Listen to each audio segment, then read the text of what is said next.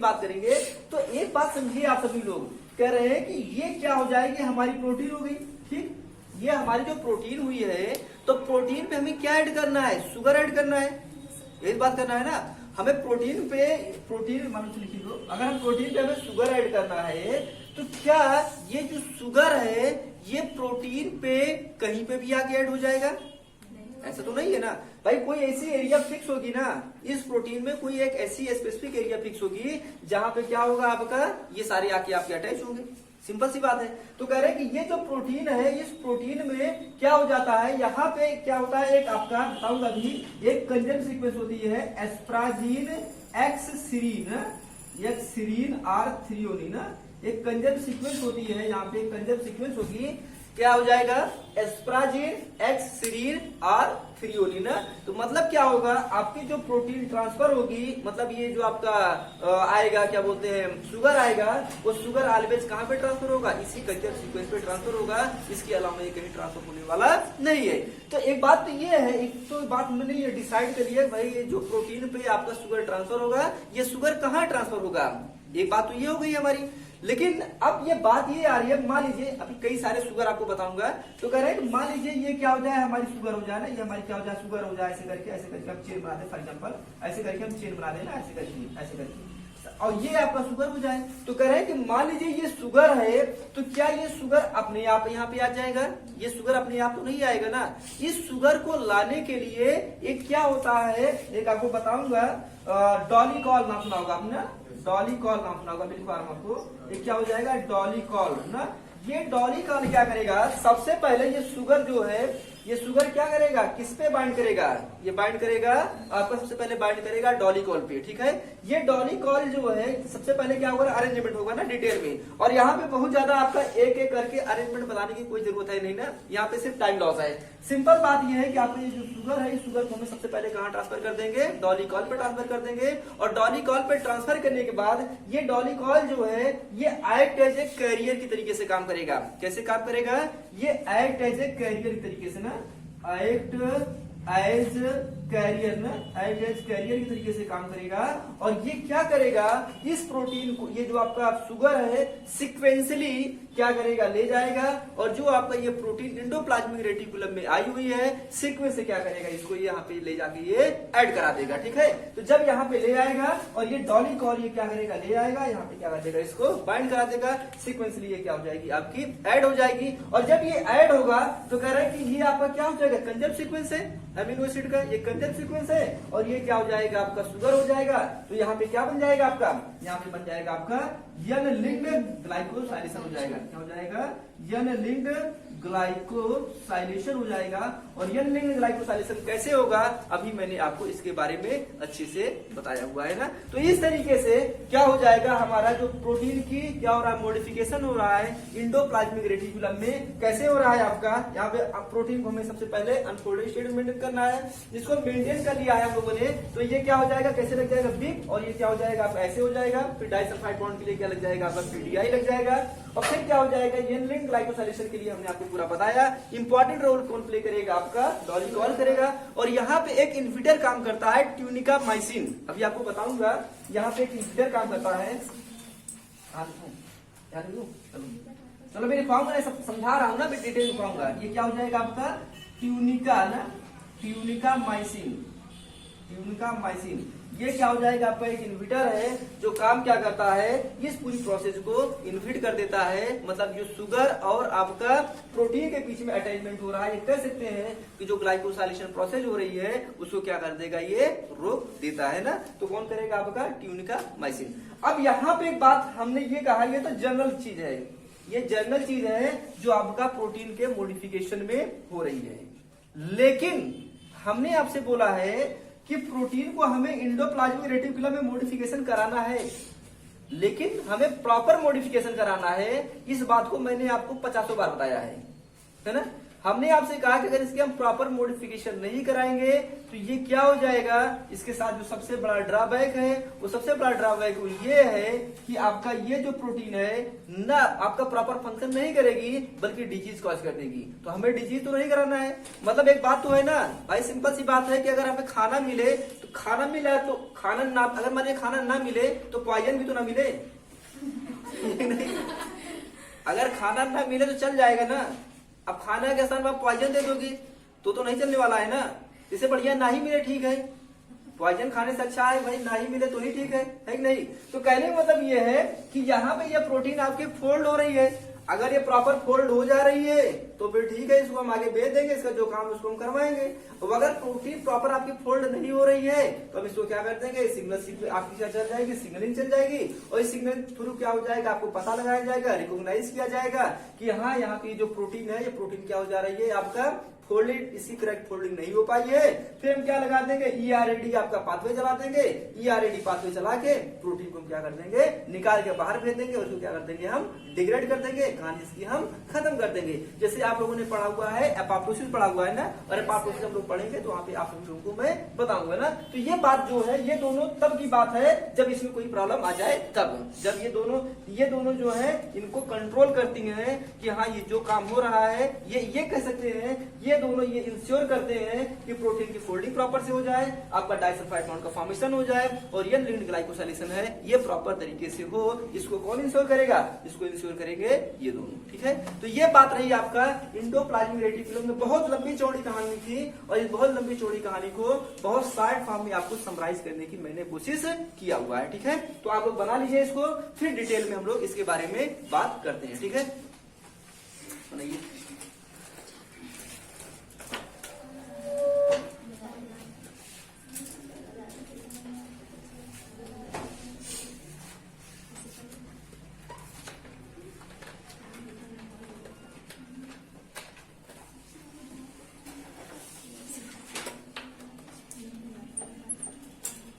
आज क्लास के बाद सबसे पहला काम ये रहेगा, जो ऑफलाइन वाले हैं उनको पहले ग्रुप से हटाऊंगा।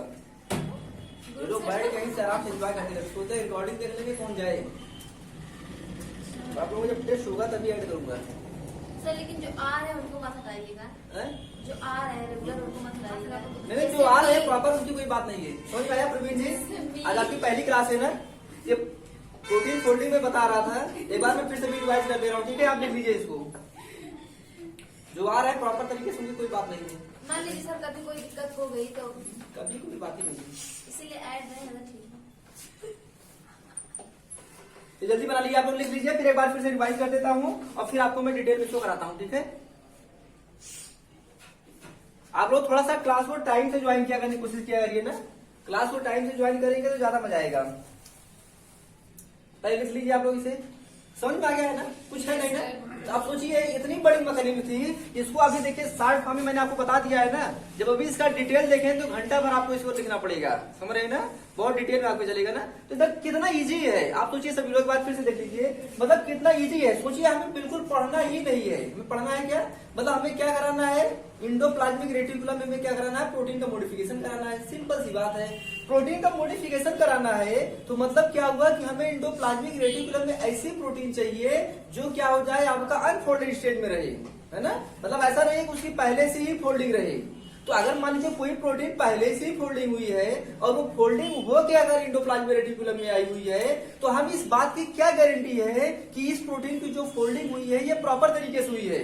इस बात की गारंटी, इस बात की हम गारंटी तो नहीं कह सकते हैं। तो हमें सबसे पहले क्या करना है, कुछ दिमाग नहीं लगाना है, सबसे पहले प्रोटीन को हमें क्या कर देना है, अनफोल्डेड स्टेट में मेंटेन कर देना है।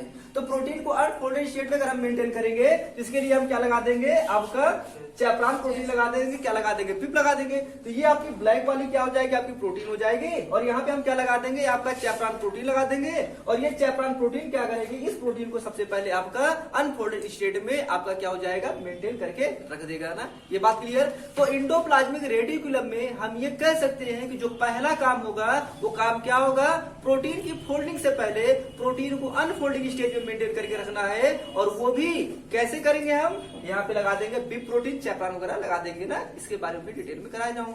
दूसरी बात क्या हो जाएगी, मैंने आपसे बोला कि जब प्रोटीन को हम इस बात के लिए इंश्योर हो गए कि हाँ प्रोटीन जो है हमारी अभी अनफोल्डेड स्टेट में आ गई है, फिर इसकी हमें क्या करा देना है, फोल्डिंग करा देना है। तो फोल्डिंग कराने के लिए हमने आपसे बोला है, पहले ही बोला है कि प्रोटीन क्या है आपकी, ये ऐसे करके फोल्डिंग कराएंगे ना, फोल्डिंग का मतलब ये हुआ ना, ऐसे करके फोल्डिंग कराएंगे। तो जब ऐसे करके इसकी हम फोल्डिंग कराएंगे तो इसके दो पार्ट हो जाएंगे, एक क्या हो जाएगा आपका कोवैलेंट बॉन्ड लगेगा, एक कोवैलेंट, और दूसरा क्या हो जाएगा आपका नॉन कोवैलेंट बॉन्ड ना। तो कह रहे हैं कि दो, अच्छा ये प्रोटीन जो है, ये प्रोटीन आपकी अनफोल्डेड में है, तो अनफोल्डेड से क्या करना है आपको फोल्डेड स्टेट में करना है। तो क्या लग जाएगा आपका कोवैलेंट और क्या लग जाएगा आपका नॉन कोवैलेंट बॉन्ड। तो नॉन कोवैलेंट बॉन्ड में क्या हो जाएगा आपका हाइड्रोजन बॉन्ड वगैरह हो जाएगा, हाइड्रोजन बॉन्ड हो जाएगा, वंडर वाल फोर्सेस हो जाएंगे, हाइड्रोफोबिक बॉन्ड्स हो जाएंगे। तो ये सब तो क्या होते हैं प्रॉपर तरीके से अपने आप लग जाते हैं। मैंने डाइसल्फाइड बॉन्ड में आपको बताया हुआ है, यहाँ पे क्या लग जाएगा, ये आपका कोवैलेंट बॉन्ड है, कोवैलेंट बॉन्ड के लिए क्या इंपॉर्टेंट है आपका डाइसल्फाइड बॉन्ड ना, क्या हो जाएगा आपका डाइसल्फाइड बॉन्ड। इसके बारे में आप सभी लोगों को मैंने डिटेल में बताया हुआ है।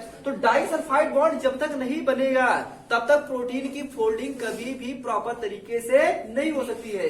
तो अनफोल्डेड के बाद इसकी हमें क्या करना है, फोल्डिंग करना है। तो इस प्रोटीन में हमें क्या लगाना है, डाइसल्फाइड बॉन्ड का फॉर्मेशन करना है। तो डाइसल्फाइड बॉन्ड के फॉर्मेशन के लिए क्या लग जाएगा आपका, एक लगेगा पीडीआई ना, अभी डिटेल में आपको बताऊंगा। ये पीडीआई इंपॉर्टेंट रोल प्ले करता है किसके लिए, ये जो प्रोटीन आपकी है, इस प्रोटीन को आपका फोल्डिंग में और इसके डाइसल्फाइड बॉन्ड के फॉर्मेशन की ना। इतनी बात आप लोगों को भी क्लियर हो गई होगी ना। फिर उसके बाद क्या हो गया, अब आपकी प्रोटीन ऐसे करके आपकी फोल्ड होगी। तीसरा मॉडिफिकेशन मैंने आपको बोला था कि क्या हो जाएगा आपका एन लिंक्ड ग्लाइकोसाइलेशन ना, मतलब शुगर के साथ हमें क्या जोड़ना है, मतलब प्रोटीन के साथ हमें क्या जोड़ना है, शुगर जोड़ना है। तो ये जो प्रोटीन है, इस प्रोटीन में हमें क्या जोड़ना है, शुगर जोड़ना है। तो जब इस प्रोटीन में हमें शुगर जोड़ना है तो ऐसा तो नहीं है कि ये प्रोटीन है, इस प्रोटीन में कहीं पे भी हम शुगर जोड़ देंगे, ऐसा होता है क्या, ऐसा तो नहीं है कि ये जो आपकी प्रोटीन है, इस प्रोटीन में हम शुगर को कहीं भी जोड़ देंगे। तो हमने आपसे बोला कि ये जो प्रोटीन है, प्रोटीन की क्या हो जाएगी, कंजर्व सीक्वेंस हो जाएगी, क्या हो जाएगी, कंजर्व सीक्वेंस। और ये जो कंजर्व सीक्वेंस होती है क्या हो जाएगी, AsP-X सीरीन थ्रियोनिन हो जाएगा ना। ये कंजर्व सीक्वेंस होती है जहां पे हम क्या करेंगे, शुगर को प्रोटीन के साथ अटैच करेंगे ना। ये जो हमारी प्रोटीन है, इस प्रोटीन में ये क्या हो जाएगी आपकी कंजर्व सीक्वेंस हो जाएगी ना, AsP-X सीरीन और क्या हो जाएगा, थ्रियोनिन हो जाएगा। तो यहाँ पे क्या करेंगे, हम शुगर को अटैच करेंगे। तो ये जो शुगर हमारी इधर शुगर हो गई ना, ये हमारी क्या हो गई, शुगर हो गई। इस शुगर को हमें क्या करना है, यहाँ पे लेके अटैच कराना है। तो फिर मैंने आपसे बोला कि ये जो शुगर है, ये डायरेक्ट अपने आप यहाँ पे नहीं लेके जाएगी, समझ में आ रहा है ना। तो ये शुगर जो है सबसे पहले किससे बाइंड करेगी, आपका एक होता है डॉलिकॉल, इस डॉलिकॉल से यहाँ पे क्या करेगा, ये बाइंड करेगा। मतलब सबसे पहला अट्रैक्शन क्या होगा, आपका शुगर और डॉलिकॉल के बीच में होगा। शुगर और डॉलिकॉल के बीच बनेगा। तो ये डॉलिकॉल क्या करता है, दो इंपॉर्टेंट काम करेगा, एक्ट एज ए कैरियर की तरीके से काम करेगा, और दूसरा ये इस बात को इंश्योर करेगा कि इस प्रोटीन को ले आकर यहीं पे ही अटैच कराए। मतलब ये जो शुगर है, इस शुगर को ले आकर इस प्रोटीन की ये जो कंजर्व सीक्वेंस है यहीं पे ही अटैच कराए और कहीं अटैच न कराए। इसलिए डॉलिकॉल क्या करेगा, डॉलिकॉल क्या होता है अभी हम लोग इसके बारे में भी डिटेल में बात करने वाले हैं। तो कह रहे ये डॉलिकॉल जो है ये क्या हो जाएगा आपका, यहाँ पे लेके आएगा और इस प्रोटीन को ऐसे करके क्या, ये जो शुगर है हम ऐसे बना सकते हैं ना, ये जो शुगर है ऐसे करके ना, ये जो शुगर है ऐसे करके, ये शुगर है इस तरीके से ले आके यहाँ पे क्या करा देगा, अटैच करा देगा। और यहाँ पे क्या बन जाएगा आपका, यहाँ पे बन जाएगा आपका, ये क्या हो जाएगा, डॉलिकॉल हो जाएगा ना, ये डॉलिकॉल हो जाएगा। अब इस तरीके से क्या हुआ, प्रोटीन मॉडिफिकेशन क्या हो गया आपका, एंडोप्लाज्मिक रेटिकुलम में हो गया, प्रोटीन की फोल्डिंग भी हो गई, डाइसल्फाइड बॉन्ड का फॉर्मेशन भी हो गया, और क्या हो जाएगा आपका, ये लिंक्ड ग्लाइकोसाइलेशन हो जाएगा। फिर मैंने आपसे बोला कि अगर मान लीजिए, हमने आपसे अभी यही कहा कि ये तो नॉर्मल सी बात है, अगर प्रोटीन की प्रॉपर फोल्डिंग हो रही है तब। अगर मान लीजिए प्रोटीन की प्रॉपर फोल्डिंग ना हो पाई, या फिर क्या हो गया आपका इनकरेक्ट फोल्डिंग हो गई है, तो उसको इंश्योर, अगर मान कोई इनकरेक्ट फोल्डिंग हो गई है तो हमने आपसे बोला कि वो जो इनकरेक्ट फोल्डिंग हो जाएगी प्रोटीन की, तो वो प्रोटीन फंक्शन ना करके डिजीज कॉज कर देगा ना। बहुत तरीके की डिजीज होती है, मैं आपको लिखवाऊंगा, बाद में लिखवाऊंगा। तो ये क्या करेगा, हमें डिजीज तो नहीं कॉज करवाना है ना, तो डिजीज ना कॉज हो इसके लिए हमें क्या करना होगा, कंट्रोल सिस्टम बनाना होगा ना। कि मतलब ये जो प्रोटीन की फोल्डिंग वगैरह हो रहा है, प्रोटीन का मॉडिफिकेशन हो रहा है, ये कंट्रोल मैनर में हो, अनकंट्रोल मैनर में ना हो ना। इसके लिए इंश्योर कौन करता है, आपका एक होता है ERAD। ERAD क्या हो जाएगा, एंडोप्लाज्मिक रेटिकुलम एसोसिएटेड डिग्रेडेशन। मतलब अगर ये प्रोटीन जो है आपका अनफोल्डेड स्टेट में रह गई या फिर इसकी मिसफोल्डिंग हो गई तो ये with the help of UPR ना, यूपीआर क्या होता है आपका एक सिग्नलिंग पाथवे होता है। ये UPR signalling pathway important role play करता है किसके लिए, इसके रिकॉग्निशन के लिए। और ये ईआरएडी जो है ये क्या करेगा, इस प्रोटीन का जो प्रोटीन आपका एंडोप्लाज्मिक रेटिकुलम में आई हुई है इसको क्या करेगा, बाहर निकालेगा और इसका क्या कर देगा, डिग्रेडेशन कर देगा। मतलब प्रोटीन को अगली जनरेशन में नहीं जाने देगा, उसका डिग्रेडेशन कर देगा। ये तब एक्टिव होगा जब आपका ये क्या हो जाएगा, आपका जब आपका यहाँ पे कोई प्रॉब्लम क्रिएट हो जाएगी तब। अगर ये आपकी प्रॉब्लम नहीं क्रिएट होगी तो फिर तो कोई बात ही नहीं है। भाई हम डॉक्टर के पास कब जाते हैं, डॉक्टर के पास हम तभी जाते हैं ना जब हम बीमार होते हैं, है ना। जब डॉक्टर के पास तभी जाएंगे जब बीमार हो, बीमारी नहीं है तो कोई बात ही नहीं है। तो कहने का मतलब क्या है, ये ईआरएडी और यूपीआर जो है ये कंट्रोल सिस्टम की तरीके से काम करते हैं ना। ये क्या हो गया आपका प्रोटीन का मॉडिफिकेशन कैसे हुआ एंडोप्लाज्मिक रेटिकुलम में। लंबी चौड़ी कहानी थी, इसको शॉर्ट फॉर्म में मैंने समराइज कर दिया है। ठीक है, बन गया सबका, सबका बन गया है। आप लोगों का भी हो गया है क्या, समझ में आ गया सबको, सबको समझ में आ गया है। अगर किसी कोई डाउट हो तो आप लोग पूछ सकते हैं, किसी कोई डाउट। अब मैं इसी क्या कर रहा हूं ना, डिटेल में लिखवा रहा हूं ना, डिटेल में लिखवाता भी रहूंगा और आपको समझ में भी आता रहेगा ना, और डिटेल में। क्लियर है ना। चलिए अब डालिए आप लोग, हेडिंग डालिए।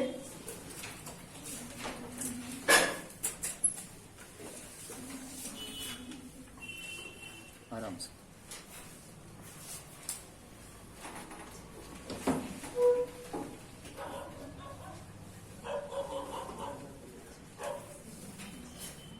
देखिए, प्रोटीन फोल्डिंग एंड प्रोसेसिंग। आप लोग हेडिंग डालिए, protein folding and processing in the ER. ये जो पूरी कहानी मैंने आपको बताया है ना ओवरव्यू, अब इसी को मैं डिटेल में एक्सप्लेन करने चल रहा हूं। ठीक है, आप सभी लोग हेडिंग डालिए, आराम से लिखिए, protein folding and processing in ER. यही तो काम करने जा रहे हैं हम लोग। सबसे पहला काम तुम्हारा यही है ना। लिखिए आप लोग, बोले क्या। अगर आपको लगे कि मैं तेज बोल रहा हूं तो आप लोग बता दीजिएगा, ठीक है, क्योंकि मेरी थोड़ी सी आदत है फास्ट बोलने की।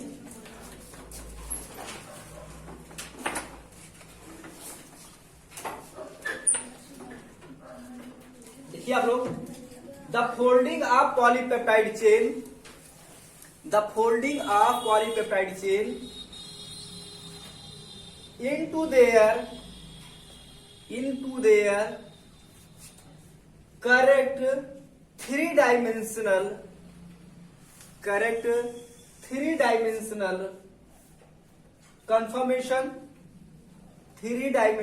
conformation।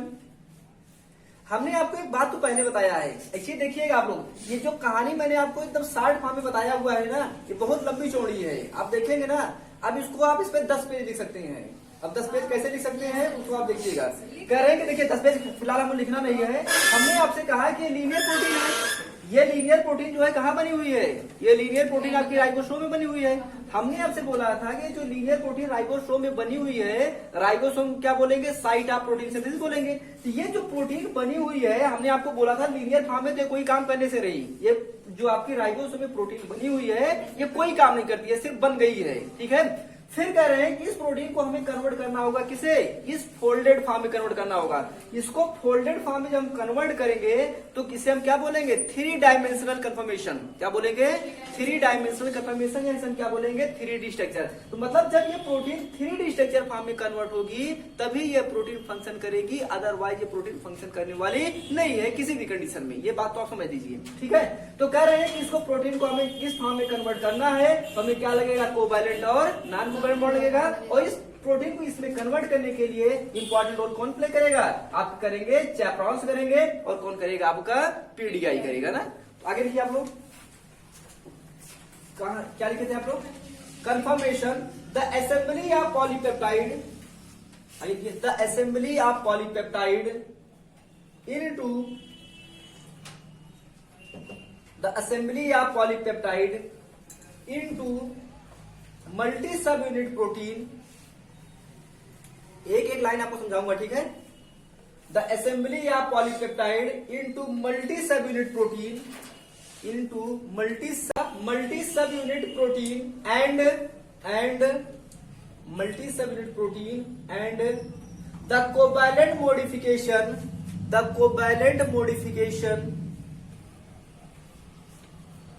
involved in protein processing, the covalent modification involved in protein processing,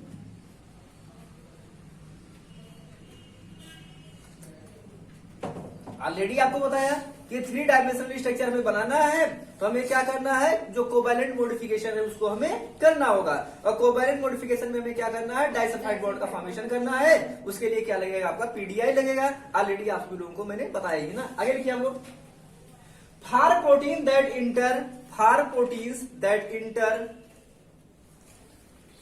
for protein that enter the secretary pathway, for protein that enter the secretory pathway, many of these event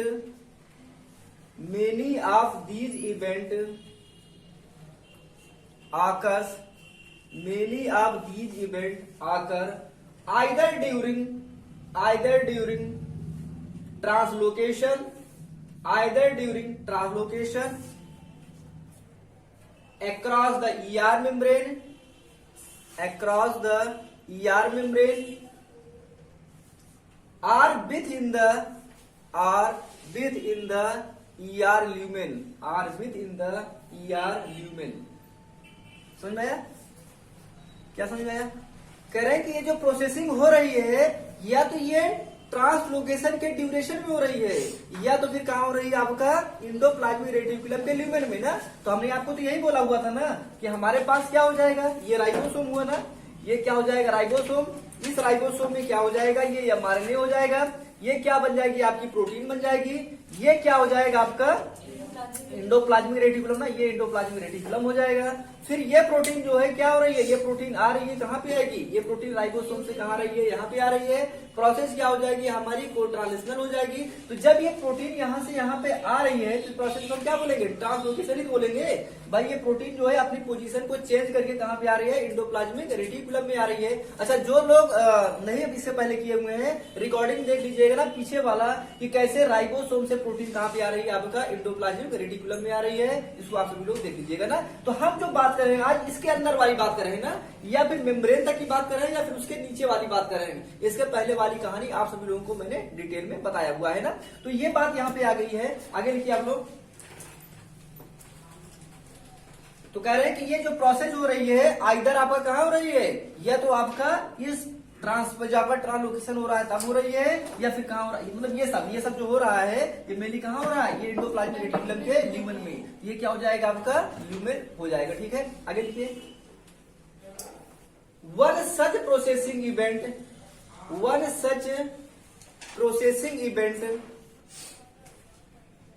is the proteolytic cleavage.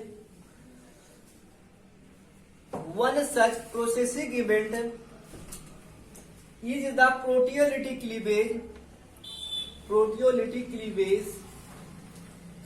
of the signal sequence as the polypeptide chain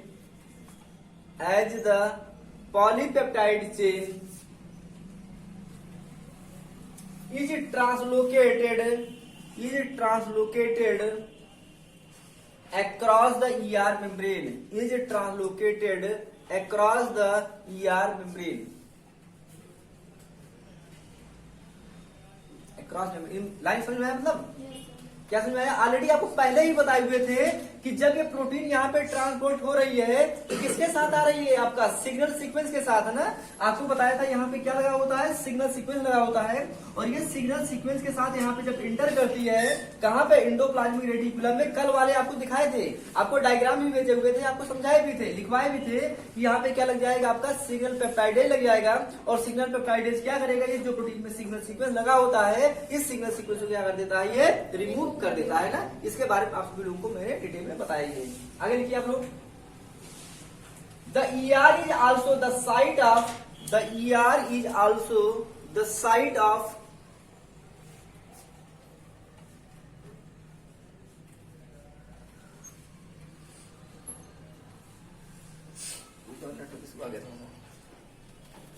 wifi में network सुबह जा रहा है।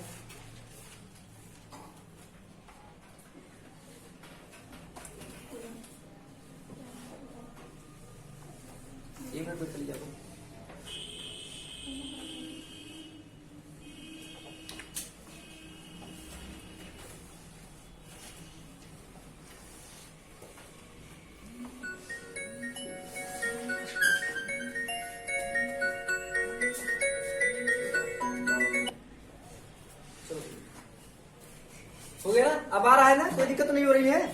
चलिए कहां तक लिखे थे आप लोग, लिखिए the ER is also the site of, the ER is also, the ER आप लोग को छूटा नहीं है ना, आगे से लिखिए the ER is also the site of protein folding, site of protein folding, comma assembly of multi सब unit, comma assembly of multi subunit protein, assembly of multi subunit protein. मतलब बता रहे हैं कि endoplasmic reticulum किसकी site है, मतलब Indo, जैसे हमने बोला ना कि राइबोसोम क्या हो जाएगा, साइट ऑफ प्रोटीन से हो जाएगा। सेम बात अब ये बता रहे हैं कि इंडोप्लाज्मिक रेटिकुलम क्या है, ऑलरेडी मैंने आपको बताया हुआ है, बस उसकी लैंग्वेज आप लोगों को मैं लिखवा दे रहा हूं ना। तो कह रहे हैं कि ER is also the site of protein folding, assembly of multi subunit protein. Multi subunit protein मतलब कई सारे प्रोटीन जो है, मतलब प्रोटीन की जो सब यूनिट है, सारी सब यूनिट मिलकर क्या बना रही है, आपका एक मल्टी सब यूनिट प्रोटीन बना रही है ना। तो मतलब ऐसा नहीं है कि जो प्रोटीन है आपकी वो एक आपकी चेन की बनी होती है। हम लोगों ने बात किया हुआ था हीमोग्लोबिन के बारे में, तो हीमोग्लोबिन के बारे में हम लोगों ने बात किया हुआ था, बताया था कि जो हीमोग्लोबिन होता है वो मल्टी सब यूनिट प्रोटीन होता है। मतलब क्या हो जाएगा, 4 पॉलीपेप्टाइड से मिलकर बना होगा ना। मतलब क्या हो जाएगा, अगर एग्जाम्पल में बता रहा हूँ हीमोग्लोबिन की, तो क्या हो जाएगा, एक आपकी प्रोटीन ये हो जाएगी, दूसरी प्रोटीन आपकी ये हो जाएगी, तीसरी आपकी ये हो जाएगी और चौथी क्या हो जाएगी आपकी ये। तो 4 सब यूनिट मिलकर क्या बना हुआ है, एक यूनिट बना हुआ है। इसी को हम क्या बोलेंगे, ग्लोबिन बोलेंगे। क्या बोलेंगे, ग्लोबिन बोलेंगे। और ग्लोबिन किसका बोलेंगे हम लोग, हीमोग्लोबिन। ठीक है,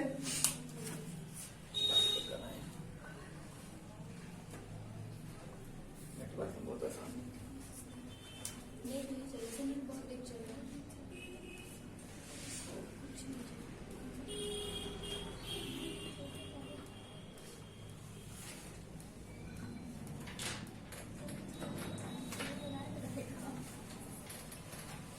चलिए वॉइस आ रही है क्या, वॉइस आ रही है सबको।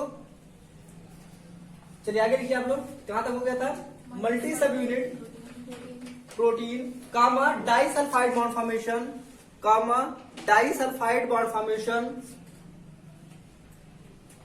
कामा N linked glycosylation, comma N linked glycosylation and the addition of, and the addition of glycolipid, and the addition of glycolipid anchors, addition of glycolipid anchors to some plasma membrane protein, to some plasma membrane protein, to some plasma membrane protein। समझ में इसका मतलब, इसका मतलब क्या समझ में आया, जैसे राइबोसोम साइट ऑफ प्रोटीन। हाँ, बता रहे हैं कि जो आपका इंडोप्लाज्मिक रेटिकुलम है, होल्डिंग है, ये सारी कहानी जितनी स्टोरी बता रहा हूँ, ये सारी चीजें क्या कहाँ हो जाएंगी, आपका इंडोप्लाज्मिक रेटिकुलम में हो जाएगी ना। आगे लिखिए आप लोग, आगे लिखिए, in fact the primary role of lumen, in fact the primary role of the lumen ER, the primary, कहां से बोलते हैं सोनम जी, कहां छूटा हुआ है, कहां छूटा हुआ बताइए। चलिए एक बार फिर से मैं रिवाइज कर दे रहा हूं, ठीक है, बस जल्दी से आप लोग देख लीजिए ना। कह रहे हैं कि आपका क्या हो जाएगा, the ER is also the site of protein folding, comma assembly of multi subunit protein, comma disulphide bond formation, comma N linked glycosylation and the addition of glycolipid anchor to some plasma membrane protein ना। ये सारी कहानी जो है आप सभी लोगों को मैं बताया भी हूँ ना। हो गया ना सबका, सबका हो गया है आप लोगों का भी, ये छूटा तो नहीं। आगे लिखिए आप लोग, in fact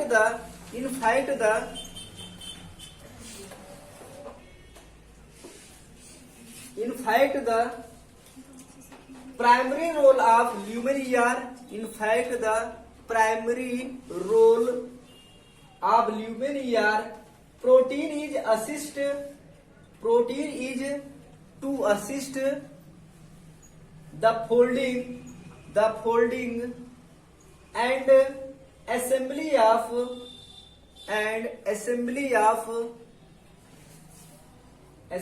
of newly translocated polypeptide, already आपको इसके बारे में बताया ही हूं कि जो मेन काम होगा आपका ल्यूमेन ईआर का, इसका काम क्या हो जाएगा, जो आपका न्यूली पॉलीपेप्टाइड है इसका क्या करना है, असेंबली करना है। असेंबली मतलब क्या हो जाएगा आपका, जो आपका प्रोटीन है पहले अनफोल्डेड स्टेट में करना है और फिर उसके बाद क्या करना है, इसकी फोल्डिंग करा के डाइसल्फाइड बॉन्ड लगा देना है ना। आगे लिखिए आप लोग, protein are translocated across the ER membrane. Proteins are translocated across the ER membrane, across the ER membrane as unfolded polypeptide chain, as unfolded polypeptide chain, while their translation is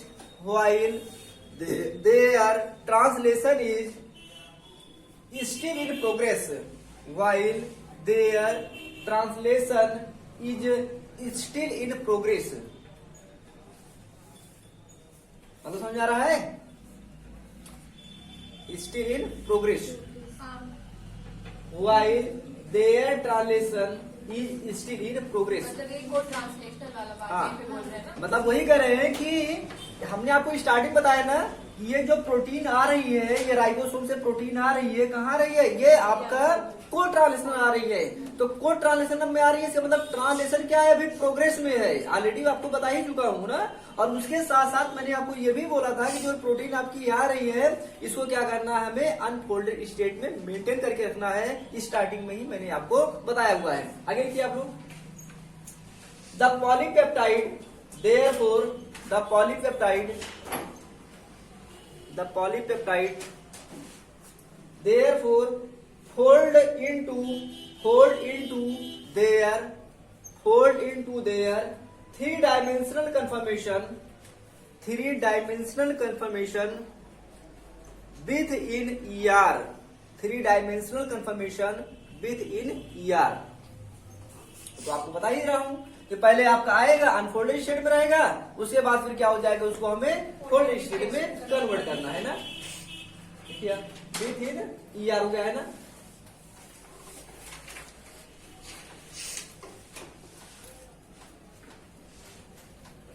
आगे देखिए आप लोग, assisted by molecular chaperone, assisted by molecular chaperone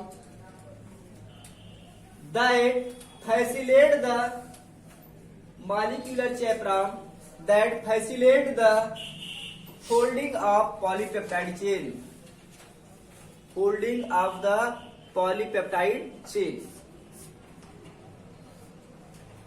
that facilitate the folding of the polypeptide chain ना।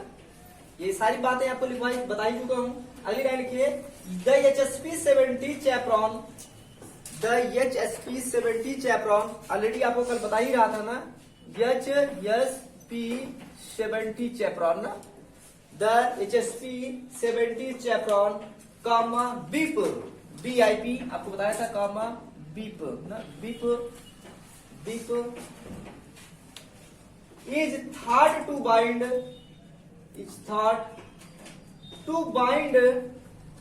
to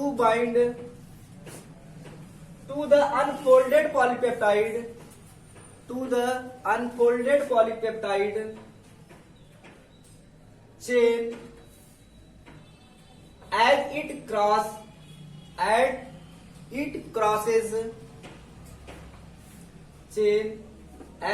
crosses the membrane and then mediate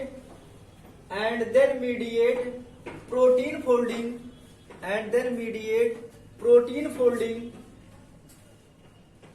and the assembly of multi-subunit protein within the ER। समझ में आया? तो आपको already बताया था, ये चैपरान वगैरह क्या करेंगे, पहले इसको अनफोल्डेड में रखेंगे और चैपरान और पीडीआई मिलकर क्या करेंगे, इस प्रोटीन को इंडोप्लाज्मिक रेटिकुलम में क्या करेंगे, मल्टीसेलुलर प्रोटीन में ये कन्वर्ट कर देंगे ना। आगे लिखिए आप लोग, correct assembly protein are release correct assembled protein are released. Correct assembled protein are released from BIP.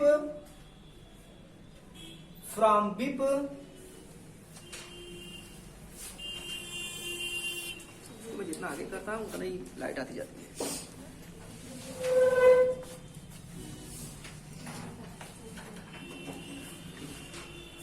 कहा था लिखे आप लोग? Correct assembly protein are release from BIP and are available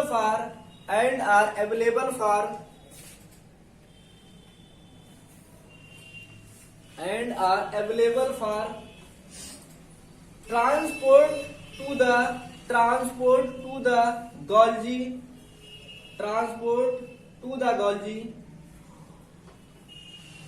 भाई प्रोटीन जो हो गई आपकी एंडोप्लाज्मिक रेटिकुलम में, इसको हमें क्या करना है? गोल्जी में ट्रांसपोर्ट भी करना है ना। हमने आपसे बोला था कि मॉडिफिकेशन के लिए दो इंपॉर्टेंट चीज हो जाएगी। ये क्या हो जाएगा आपका ER, और ER के बाद कहां पे जाएगा? ये आपका ये गोल्जी में जाएगा। तो ये क्या हो जाएगा आपका? गोल्जी में ट्रांसपोर्ट होगा। जब इधर पूरी प्रोसेसिंग आपका एंडोप्लाज्मिक रेटिकुलम वाली कंप्लीट होगी तभी तो इधर ट्रांसपोर्ट होगा ना। आगे लिखिए आप लोग। एबनॉर्मली फोल्डेड, बहुत इंपॉर्टेंट बात बता रहा हूं। एबनॉर्मली फोल्डेड, हाँ भाई गोल्जी के बाद abnormally folded are improperly assembled protein are targeted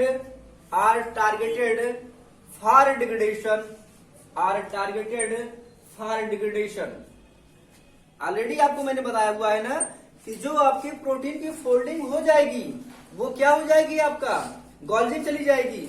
और जिस प्रोटीन की फोल्डिंग नहीं होगी या इसकी प्रॉपर असेंबली नहीं होगी उसको हमें क्या कर देना है? उसका डिग्रेडेशन कर देना है। तो डिग्रेडेशन कैसे करना है वो बात है ना। पहले हम अच्छा वाला काम कर ले, जब बुरा वाला काम होगा फिर देखेंगे ना, उसके लिए जुगाड़ लगाएंगे, सही नहीं ना। तो पहले जो सही हो रहा है पहले उसकी बात कर लेते हैं, बाद में जो बुरा वाला होगा फिर उसके बारे में लोग बात करेंगे ना। यहाँ तक किसी कोई डाउट? आप लोगों को भी कोई डाउट? सब समझा ही दिया हूँ। क्या है, हम आपको बोला है ना मेरा 10 मिनट बोल दो फिर 2 घंटा वही चलेगा। 2 घंटे वाला काम जो है 10 मिनट में समराइज होता है, ठीक है, यही इंपॉर्टेंट होता है। आप लोगों को कोई डाउट? अगर कोई क्वेश्चन हो यहाँ तक तो आप लोग पूछ सकते हैं, फिर आगे बढ़े हम लोग। डन है? चलिए आगे करते हैं हम लोग। The formation of disulphide bond between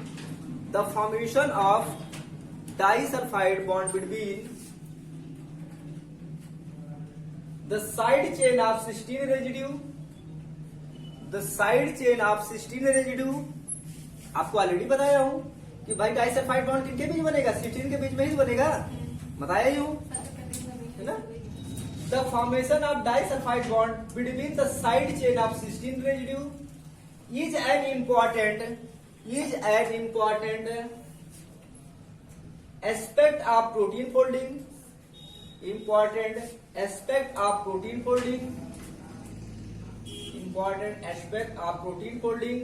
and assembly within the ER चल रहा है सही ढंग से? आप लोगों का कोई दिक्कत तो नहीं? सबका हो गया है आप लोगों का? अगर किसी कोई दिक्कत होगी बताइएगा। आप लोगों का कोई दिक्कत? यहाँ तक बात क्लियर है ना?